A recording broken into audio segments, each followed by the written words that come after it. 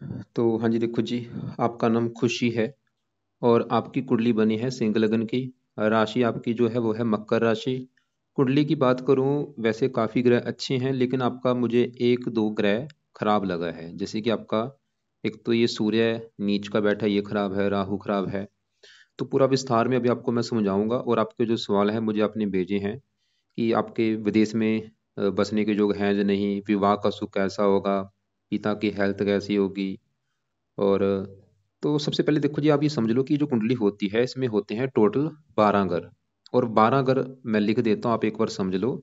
ये है आपका पहला घर, ये है दूसरा घर, तीसरा घर, चौथा घर, ये पांचवा घर है, छठा घर है, सातवां घर, आठवां, नौवां, 10वां घर, 11वां और ये 12वां घर। अब ये जो मैंने 12 घर लिखे हैं, इन घरों से आपके जीवन के बारे में कुछ ना कुछ पता किया जाएगा। जैसे कि पहले घर से हम आपका शरीर देखेंगे, हेल्थ देखेंगे, स्वभाव, रंग रूप, पर्सनैलिटी, सर मस्तक देखेंगे। दूसरे घर से आपका धन जोड़ने का है। तीसरा घर छोटे भाई बहन। चौथा घर आपकी माता, मकान, वाहन का है। ये पांचवा घर आपके बच्चों का, आपकी पढ़ाई का। छठा घर शत्रु, रोग, कर्जे का है। सातवां घर आपके पति का है। आठवें घर से आपकी उम्र देखेंगे। नौवें घर से आपका भाग्य, धर्म, पिता का सुख, विदेश यात्रा।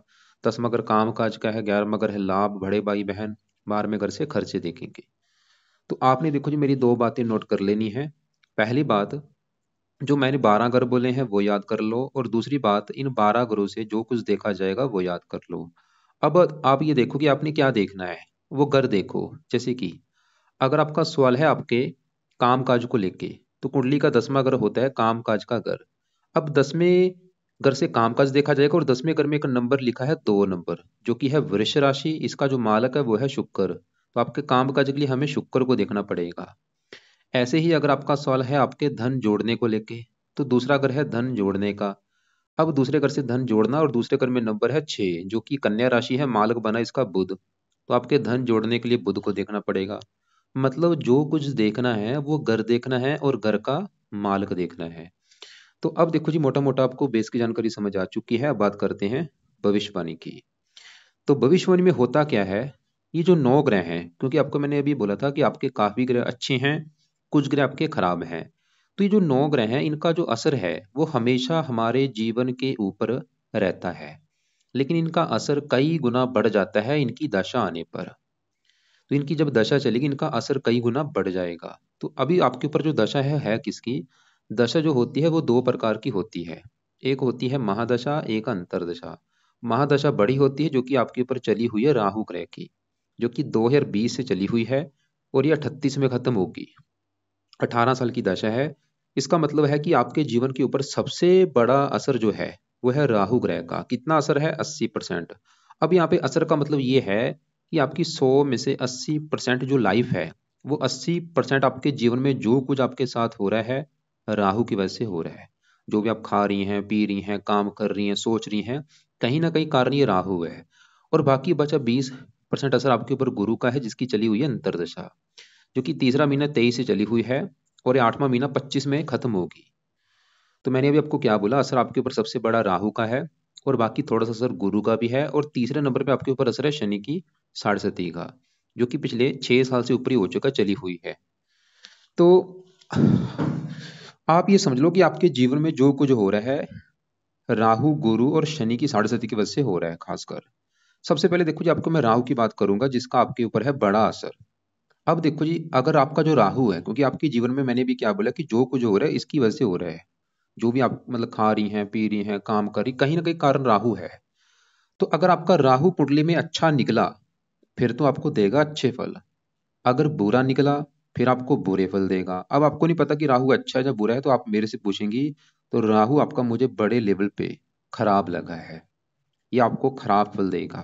थोड़े बहुत अच्छे फल देगा, लेकिन ज्यादा आपको बुरे फल, खराब फल देगा। ऐसा क्यों है, मैं आपको विस्तार में समझाता हूँ। तो राहु आपका यहाँ पे बैठा है कुंडली के 9वें घर में। अब देखो जी, ये जो 9वां घर है, पहले ये समझो 9वें घर से क्या देखा जाएगा। 9वें घर से काफी चीजें हैं। मेन हम 9वें घर से आपका भाग्य देखेंगे। इस घर से भाग्य देखा जाता है। इसके अलावा और भी काफी चीजें हैं। धर्म हो गया, कि आप धर्म को मानेंगे या नहीं, तीर्थ यात्रा होगी, विदेश यात्रा होगी, पिता का सुख हो गया, और भी काफी चीजें हैं।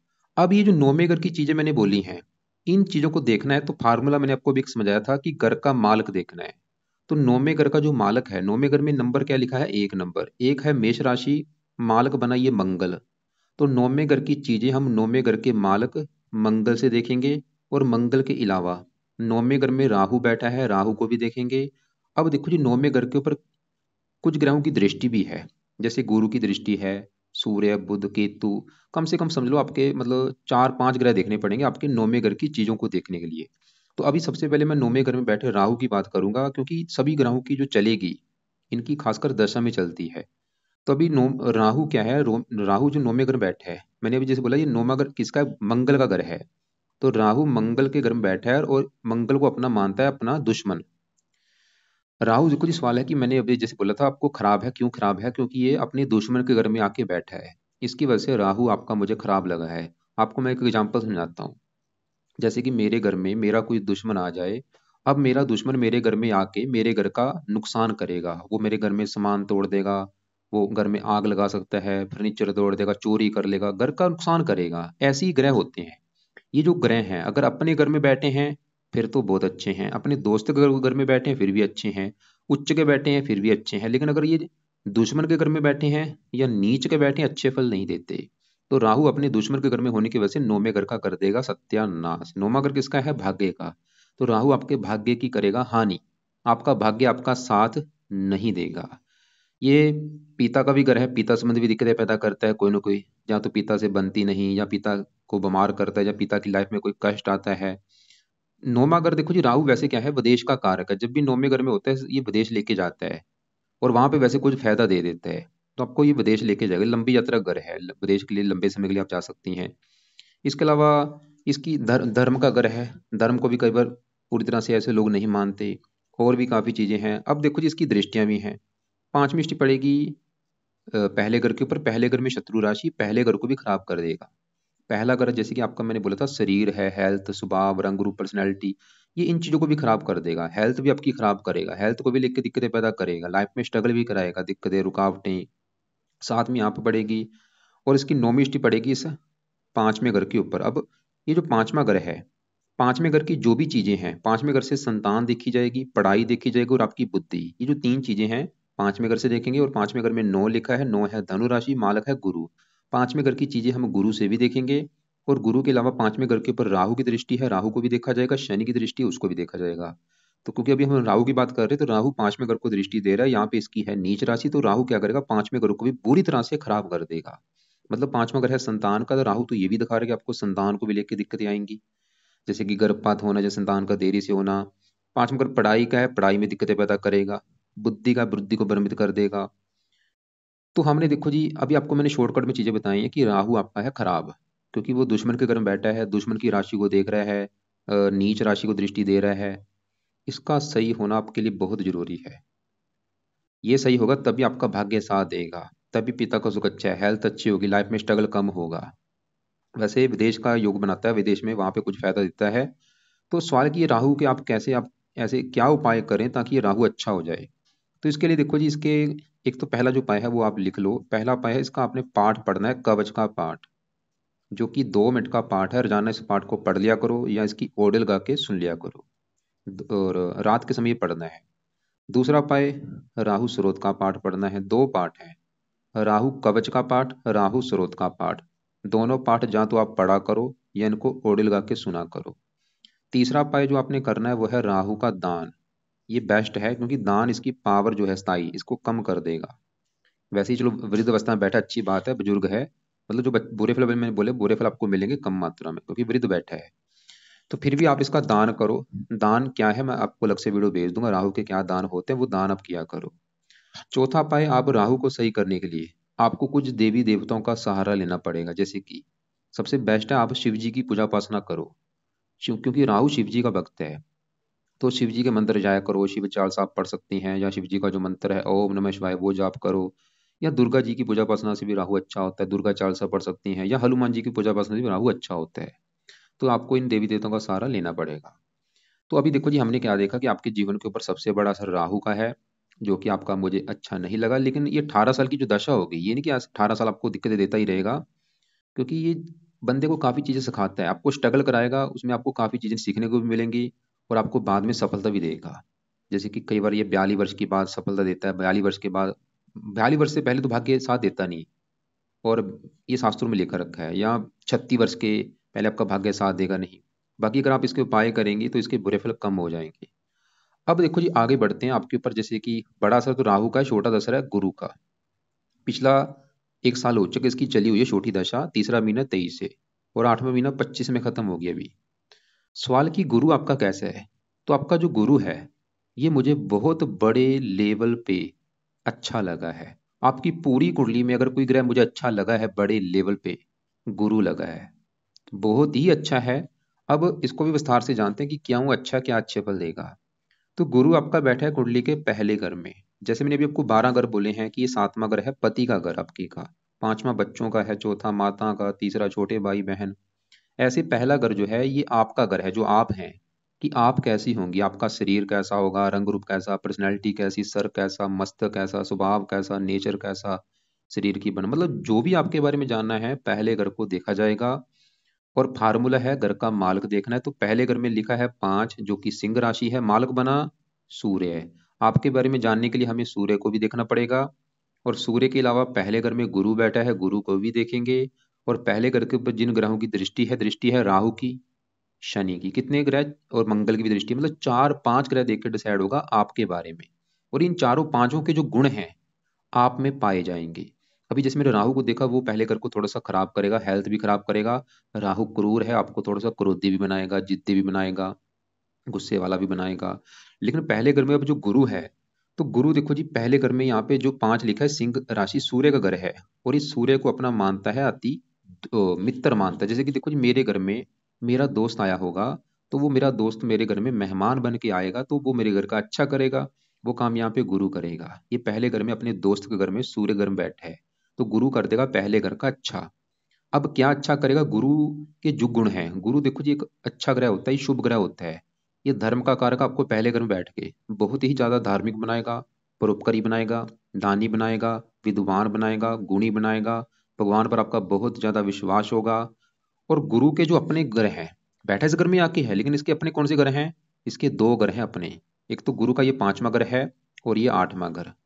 5वां 8वां दोनों घरों का मालक है गुरु। अब 5वें घर से क्या देखा जाएगा, जिसमें मैंने बोला था 5वां घर है आपकी संतान का घर, पढ़ाई का घर, बुद्धि का घर। ये चीजें 5वें घर से देखते हैं, और 5वें घर में 9 लिखा है, धनु राशि, मालक बना गुरु। तो 5वें घर की चीजें देखेंगे गुरु से। और गुरु 8वें घर का मालक, 8वें घर से भी काफी चीजें हैं, उम्र हो गया, ससुराल हो गया, गुप्त विद्या हो गया। अब गुरु देखो जी, गुरु की होती हैं 3 दृष्टियां। पहले घर से बैठा बैठा 5वीं दृष्टि से 5वें घर को देख रहा है, जो कि गुरु का अपना घर है। तो गुरु भाई अपने घर को देखेगा, और अच्छी जगह बैठा है, इस 5वें घर का गुरु बड़े लेवल पे अच्छा कर देगा। 5वां घर संतान का, आपको संतान का सुख अच्छा दिखा रहा है, पुत्र का योग बना देगा, आपका पुत्र बहुत अच्छा होगा, समझदार होगा। 5वां घर पढ़ाई का, आपको पढ़ा लिखा बना देगा, पढ़ाई गुरु से जुड़ी पढ़ाई, पीएचडी पढ़ाई होगा, जहाँ और भी इसकी पढ़ाई आप कर सकती हैं। बुद्धि का बुद्धिमान बना देगा। उम्र चलेगी सर के ऊपर, उम्र बहुत ज्यादा लंबी कर देगा। गुप्त विद्या का जानकार बना देगा, जैसे आपने मुझे लिख भी रखा था ज्योतिष विद्या का, ये भी आप देख लेना, चाहे गुरु की जब से दाह चली होगी तब से आपकी इसमें रुचि पैदा हुई होगी खासकर ज्यादा। तो गुरु देखो जी, और भी चीजें हैं, आपकी हेल्थ अच्छी रखेगा, स्वभाव अच्छा, पर्सनैलिटी अच्छी। गुरु क्योंकि अपने घर को भी देख रहा है, संतान पढ़ाई के लिए अच्छा है, पति घर को देख रहा है, पति के लिए अच्छा है। नौवें ये राहु जहाँ बैठा है, इस 9वें घर को भी दृष्टि दे रहा है। गुरु थोड़ा सा राहु के बुरे फलों को भी कम कर देगा, ये भी एक अच्छी बात है आपके लिए, जो राहु के बुरे फल उसमें कमी आएगी, क्योंकि गुरु की दृष्टि एक अच्छी होती है। तो गुरु और भी अच्छे फल है। अब देखो जी, गुरु बैठा भी आपका 19 डिग्री का है, आप इसके अच्छे फल और भी बढ़ा सकती हैं। वो कैसे बढ़ेंगे? आप इसका एक रत्न है पीला पुखराज, वो धारण कर लो, जो कि आपने लेफ्ट हैंड की इस पहली उंगली में धारण करना है। इसको आपने लेना है अपने वजन के बराबर, 6.25 रत्ती या 7.25 रत्ती का ले लो। लेने के बाद ਜਾਂ तो सोने में जड़वा लेना, या पित्तल में जड़वा के शुक्ल पक्ष के पहले बृहस्पतिवार को सुबह के टाइम इसको धारण कर लेना। सुबह 7:15 बजे हो, या 8:15 बजे, या 9:15 बजे। धारण करने से पहले कच्चे दूध में या गंगा जल में धो के इसको धारण कर लेना। पीले कपड़े ज्यादा पहना करो, नीले कपड़े बंद कर दो। राहु के हैं कपड़े नीले, नीले बिल्कुल बंद कर दो या कम यूज किया करो, और पीले कपड़े ज्यादा से ज्यादा यूज किया करो। दान कभी भी पीले रंग का नहीं करना। तो हमने देखो जी क्या देखा, राहु की बड़ी दशा जो कि खराब है, लेकिन जो बीच में गुरु की दशा भी चली है वो तो अच्छा है आपका भाई। और गुरु वैसे भी देखो जी, कुंडली में 5 घरों का कारक होता है, ये धन का भी कारक होता है, पुत्र का कारक है, संतान का कारक है, पति का कारक है। इनको इनके लिए भी अच्छा है, मतलब आपको पुत्र का भी सुख मिलेगा, पति के लिए अच्छा है, धन के लिए अच्छा है। अब आपके ऊपर एक चल रही है शनि की साढ़े सती का भी असर है, जो कि पिछले 6 साल हो चुके हैं, और ये साढ़े सती आपकी अभी खत्म हो जाएगी अगले साल जून में। सवाल की साढ़े सती क्या होती है? साढ़े सती में देखो जी, जो बंदे के कर्म होते हैं वो कर्म उसके आगे आते हैं। कर्म जो बंदा करता है, अगर अच्छे कर्म करता है तो साढ़े सती में अच्छा ही अच्छा होता है, बुरे कर्म करता है बुरा ही बुरा होता है। तो सबकी अलग अलग होती है, कईयों की अच्छी जाती है, कईयों की बुरी जाती है। पिछले 6 साल हो चुके हैं, अगर आपको लग रहा है कि पिछले 6 साल से लाइफ में बुरा ही बुरा हो रहा है, तो इसका मतलब साढ़े सती बुरी जा रही है। अगर आपको लग रहा है कि नहीं भाई, अच्छा काफी अच्छा भी हुआ है, क्योंकि साढ़े सती कई बार अच्छी भी जाती है बुरी भी जाती है। 1 साल की पड़ी सवाल की इसका कोई उपाय करना है जो नहीं, आप एक दो उपाय कर सकती हैं। पहला उपाय कि आप शनि, क्योंकि साढ़े सती है शनि की, तो शनि चालीसा का पाठ आप अगर पढ़ सकती हैं रात को पढ़ लिया करो, या इसकी ऑडियो लगा के सुन लिया करो, क्योंकि साढ़े सती में भी कई लाइफ में कई बार काफ़ी स्ट्रगल करना पड़ता है। काम आसानी से नहीं बनते, रुकावटें दिक्कत ऐसी चीज़ें को सामना करना पड़ता है। तो शनि चालीसा का पाठ आपने पढ़ना है या इसको सुनना है। दूसरा उपाय, शनि मंदिर में भी आप माथा टेकने जा सकती हैं। अब देखो जी, आपके हम बात करते हैं दूसरे ग्रहों की, जैसे कि यहाँ पे पहले मैं आपका कोई एक सवाल था विवाह को भी लेके। तो 12 ग्रहों में जो विवाह का घर है, पति का घर है, अगर आपके पति का सुख देखना है तो 7वां घर है आपके पति का घर। तो आपके पति के लिए हमें इस 7वें घर को देखना पड़ेगा। और फार्मूला क्या है? घर का मालक देखना है। तो पति के लिए 7वें घर का जो मालक है, 7वें घर में क्या लिखा है? 11 नंबर, जो कि है कुंभ राशि, मालक बनाइए शनि। तो आपके पति के लिए 7वें घर के मालक शनि को देखना पड़ेगा। और शनि के अलावा 7वें घर में मंगल बैठा है, मंगल को भी देखना पड़ेगा। और 7वें घर के ऊपर गुरु की दृष्टि है, गुरु को भी देखेंगे, जो कि हम देख चुके हैं। वो तो ये दिखा रहा है कि भाई पति का सुख अच्छा है। अब विवाह का कारक शुक्र होता है, शुक्र को भी देखना पड़ेगा। मतलब आपके 4 ग्रह देखने पड़ेंगे आपके विवाह का सुख देखने के लिए। तो सबसे पहले मैं 7वें घर का जो मालक शनि है, अगर उसकी बात करूं, वो बैठा है यहाँ पे 11वें घर में। 11वें घर से देखा जाता है लाभ, ये लाभ का घर है। लाभ, आमदनी, इच्छा पूर्ति, बड़े भाई बहन। सवाल की शनि अच्छा है जब बुरा है, तो शनि काफी बड़े लेवल पे अच्छा भी है, थोड़ा सा बुरा फल भी देगा, लेकिन अच्छा भी है, क्योंकि ये घर अच्छा है जहाँ ये शनि बैठा है। और ऊपर से शनि यहाँ पे बैठा है, ये जो 3 लिखा है ये बुध की राशि है, मिथुन राशि है, जो कि इसका मित्र है। अब शनि अच्छे बल क्या देगा? शनि किस घर का मालक है? 7वें घर का, पति घर का। इस घर को पहला घर माने, 1 2 3 4 5, अपने घर से 5वें घर में है। और बैठा है लाभ के घर में, आमदनी घर में, इच्छा पूर्ति, मतलब आपका जो पति है, देखो पति चला गया लाभ के घर में, पति चला गया इच्छा पूर्ति घर में, क्योंकि इच्छा पूर्ति का घर है, आमदनी का घर है। शनि तो ये दिखा रहा है कि आपके पति के आने के बाद आपकी इच्छाएं पूरी होनी शुरू हो जाएंगी। पति के आने के बाद आपको लाभ मिलने शुरू हो जाएंगे, आपकी आमदनी बढ़नी शुरू हो जाएगी। जहाँ आपका पति धनी होगा उससे आपको धन मिलेगा, जहाँ आपकी धन आपका बढ़ना शुरू हो जाएगा पति के आने के बाद, मतलब पति का सुख अच्छा है। कुंभ राशि है, कुंभ राशि की वजह से, क्योंकि शनि की राशि है, विवाह में वैसे देरी जरूर होगी, आपका विवाह देरी से होगा, 28 27 29। लेकिन विवाह का सुख अच्छा है, शनि दिखा रहा है कि आपको विवाह का सुख अच्छा मिलेगा। पति आपका जहाँ तो धनी होगा, जहाँ उससे आपको धन मिलेगा, वो आपको धन कमा के देगा। लेकिन अभी आपको मैंने क्या बोला था कि पति का सुख देखना है तो 4 ग्रह देखने पड़ेंगे। हमने अभी शनि को देखा, वो तो अच्छा है, ठीक है। अब आपके देखो जी, गुरु को भी हम देख चुके हैं, वो भी अच्छा है, पति का भी कारक है, वैसे भी पति घर को देख रहा है। अब इस 7वें घर में जो मंगल बैठा है, सवाल की मंगल कैसा है? तो मंगल देखो जी बैठा है 7वें घर में, किसके घर में बैठा है? शनि के घर में। लेकिन मंगल के इस कुंडली में अपने हैं 2 घर। कौन से घर हैं? एक तो मंगल इस कुंडली के इस घर का मालक है चौथे घर का, और इस 9वें घर का। चौथा नौमा दोनों घरों का मालक है मंगल। अब चौथा घर जो है, चौथे घर से देखा जाएगा आपकी माता का सुख, मकान का सुख, वाहन, भूमि, जमीन, जायदाद, नौकर चाकर। इस चौथे घर से देखेंगे। चौथे घर में 8 लिखा है, वृश्चिक राशि, मालक है मंगल। तो चौथे घर की चीजें हम मंगल से देखेंगे। चौथा घर भी जैसे मैंने बोला मकान वाहन, मकान वाहन चला गया आपके पति घर में। मंगल आपकी कुंडली के चौथे घर का भी मालक है, और मंगल इस घर का भी मालक है 9वें घर का, जो कि मैंने बोला था 9वें घर से भाग्य देखा जाएगा। 9वें घर में हमें राहु को भी देखना पड़ेगा, जो कि हम देख चुके, वो तो इस घर की कर रहा है हानि। अब 9वें घर में जो 1 लिखा है, मेष राशि, मालक है मंगल, आपका भाग्य हम मंगल से भी देखेंगे। अब सवाल है कि मंगल भाई अच्छा है या बुरा है? तो देखो मंगल किस घर का मालक है? भाग्य घर का और चौथे घर का। अब जो भाग्य है, भाग्य जाके बैठा है पति घर में। मंगल ये दिखा रहा है कि आपके पति के आने के बाद आपका भाग्य साथ देना शुरू हो जाएगा। और मकान वाहन चलेगा पति घर में। मकान वाहन पति के आने के बाद भी आपको मकान वाहन का सुख मिलेगा।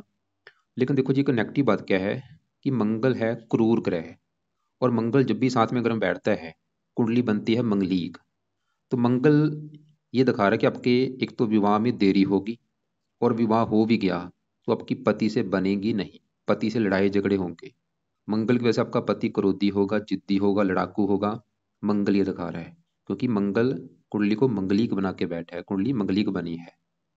तो हमने क्या देखा, मंगल मतलब ये भी दिखा रहा है ठीक है भाई विवाह होगा तो भाग्य साथ देगा, मकान वान का सुख मिलना शुरू हो जाएगा, लेकिन क्रूर होने की वजह से पति से लड़ाई झगड़े होंगे, विवाह में देरी होगी, क्योंकि मंगल दोष बना हुआ है। लेकिन आपको मैंने भी क्या बोला था, चार ग्रह देखने पड़ेंगे। हमने शनि को देखा वो अच्छा है भाई, गुरु देखा वो अच्छा है। अब पति का विवाह का जो कारक है शुक्र है। अब उसकी अगर मैं बात करूं, शुक्र यहाँ पे बैठा है चौथे घर में, मंगल की राशि है, शुक्र का अपना घर है 10वां। 10वां घर काम काज का, पिता का, सरकार, मान प्रतिष्ठा, ये चीजें 10वें घर से, 10वें घर में दो लिखा है, वृष राशि माल शुक्र चौथे घर से अपने घर को देख रहा है। शुक्र तो ये दिखा रहा है कि आपको काम काज का सुख अच्छा मिलेगा, सरकार का सुख अच्छा, मान प्रतिष्ठा अच्छी, आप शुक्र से जुड़े भी काम काज कर सकती हैं। चौथे घर का भी अच्छा कर देगा, मकान वाहन के लिए अच्छा है। शुक्र भी आपका तकरीबन अच्छा है, विवाह का करके ये भी अच्छा है, मतलब आपको शुक्र भी अच्छा है, गुरु भी अच्छा है, शनि भी अच्छा है, तीनों ये दिखा रहे हैं कि विवाह का सुख अच्छा है। बस मंगल की वजह से, मंगल ये दिखा रहा है कि विवाह में देरी होगी, और विवाह हो गया तो पति से लड़ाई झगड़े होंगे। लेकिन आपके लिए अच्छी बात क्या है कि मंगल, अभी मैंने क्यों बोला था बुरा है, क्योंकि वो मंगल दोष लेके बैठा है। लेकिन मंगल के बुरे फलों में कमी आ चुकी है, क्यों? क्योंकि इसके ऊपर पड़ रही है गुरु की दृष्टि। ये बहुत अच्छी बात है, मतलब मंगल दोष जो है वो भंग हो चुका है काफी हद तक, गुरु की दृष्टि पड़ने की वजह से। लेकिन फिर भी जो बुरा फल है वो थोड़ा सा कम आपको मिलेगा जरूर, मतलब विवाह में देरी होगी, थोड़ा बहुत पति से मनमुटाव होगा रहेगा। वैसे योग कार का फिर भी थोड़ा बहुत। बाकी देखो जी, आपकी मैं नुमाश कुंडली भी देख लेता हूँ। विवाह के लिए बरिक्की में हमें नुमाश कुंडली देखनी होती है। तो नुमाश कुंडली में सातवें घर को ही देखा जाता है, सातवें घर में दो लिखा, मार्ग शुक्र है, गुरु की दृष्टि है। वैसे नुमाश कुंडली भी ठीक है, आपकी कोई दिक्कत नहीं। फिर भी आप ये मंगल के, क्योंकि अगर आपको फिर भी है तो मंगल के उपाय जरूर कर लो। सुबह के टाइम इसके उपाय में से पहला उपाय, मंगल कवच का पाठ आप पढ़ लिया करो। दूसरा उपाय, मंगल स्रोत का पाठ पढ़ लो। ये पाठ आपने जब तक आपका विवाह नहीं हो जाता पढ़ो। तीसरा पाए, मंगल का दान कर लो जब तक विवाह नहीं हो जाता। चौथा पाए, मंगल के देवता हैं हनुमान जी, हनुमान जी की पूजा उपासना करो। पांचवा पाए, आपने मंगल का, अभी जो सावन के महीने चलेंगे उसमें आप मंगला गौरी का व्रत आपने रखना है। सावन के महीनों में मंगला गौरी का व्रत रखना है, उसके बाद भी आप मंगल का व्रत रखा करो। हर मंगल, अभी पहले मंगला गौरी का व्रत रखना, उसके बाद मंगल के व्रत रखने हैं आपने। तो हमने देखो जी, बाकी अब आगे बढ़ते हैं, आपके दूसरे ग्रहों की बात करते हैं। यहाँ पे तीसरे ग्रह में आपके सूर्य, बुध, केतु, इनकी बात करते हैं कि ये आपको क्या अच्छे बुरे फल देंगे। तो पहले यहाँ पे देखो जी, तीसरा ग्रह है किसका? तीसरा ग्रह है आपके छोटे भाई बहनों का। छोटी यात्राएं, पराक्रम, उद्यम, मेहनत, साहस, ये चीजें हम तीसरे घर से देखते हैं। तो जो कि आपको मैंने पहले बोला था, आपका सूर्य भी मुझे खराब लगा है। अच्छे फल भी देगा लेकिन खराब फल ज्यादा है, 100 में से 60-70% खराब फल देगा, खासकर अपनी दशा में। क्या खराब फल देगा? सवाल की सवाल, सूर्य है खराब क्यों? सूर्य जहाँ बैठा है तीसरे घर में, यहाँ पे जो 7 लिखा है, ये तुला राशि में नीच का होके बैठा है। नीच के ग्रह अच्छे नहीं होते, नीच का हो चुका है, इसकी वजह से खराब है। क्या खराब फल देगा? सूर्य जिस घर का है मालक, मालक किस घर का है? पहले घर का। ये जो पहला घर, मैंने आपको क्या बोला था कि पहले घर से आपका शरीर, सेहत, स्वभाव, रंग रूप, पर्सनैलिटी, सर, मस्तक पहले घर से देखेंगे। और पहले घर के मालक सूर्य को भी देखा जाएगा आपकी शरीर, हेल्थ, स्वभाव, रंग रूप के लिए। और पहले घर में गुरु, वो हम देख चुके, वो तो ये दिखा रहा है कि हेल्थ आपकी अच्छी होगी, शरीर अच्छा होगा, सेहत अच्छी, स्वभाव अच्छा।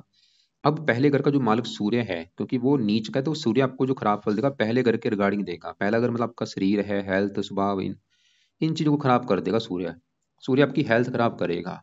क्या हेल्थ खराब करेगा? तीसरा घर का जो रोग है आपको दे सकता है, जैसे बाजू, कोई बाजू में दिक्कत होगी, सांस की नली में। या पहले घर का जो रोग है, सिंह राशि, पेट का रोग हो गया, हृदय रोग हो गया, या सूर्य के जो रोग हैं वो आपको हो सकते हैं, खासकर सूर्य की दशा में।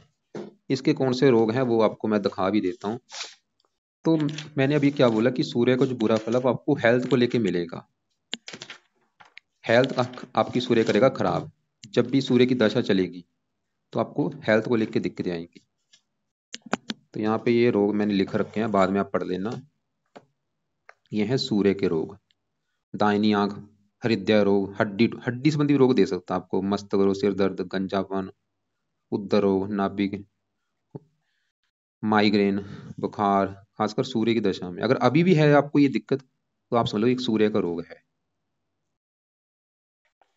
तो सूर्य के उपाय भी बहुत जरूरी है, ताकि आपकी, क्योंकि ये लग्नेश भी है, लग्न दोष भी होता है, लाइफ में स्ट्रगल भी करना पड़ता है। लेकिन सूर्य आपके भाग्य, उच्च राशि को देख रहा है, वैसे आपको भाग्यशाली बनाएगा, भाग्यवंश लाइफ में सुख मिल जाएंगे, सूर्य फिर भी दिखा रहा है। तो सूर्य के लिए देखो जी, आप सुबह के टाइम सूर्य कवच का पाठ जरूर पढ़ो। और खासकर जब इसकी दशा चलेगी उस समय इसके पाठ और भी आपने पढ़ने हैं, जैसे कि सूर्य आदित्य हृदय सूक्त का पाठ हो गया। तो ये देखो जी, इसके जो इसकी दशा आगे जाके वैसे आएगी, लास्ट में है, छोटी दशा जब चलेगी वो आगे है, वो भी 35 में चलेगी। तो इसके लिए फिलहाल अभी आप एक सूर्य कवच का पाठ पढ़ लिया करो और सूर्य को जल दे दिया करो आप। साथ में जो बुध बैठा है वो अच्छा है, बुध है इस कुंडली के इस घर का मालक, दूसरे घर का, जो कि आपका है धन जोड़ने का घर।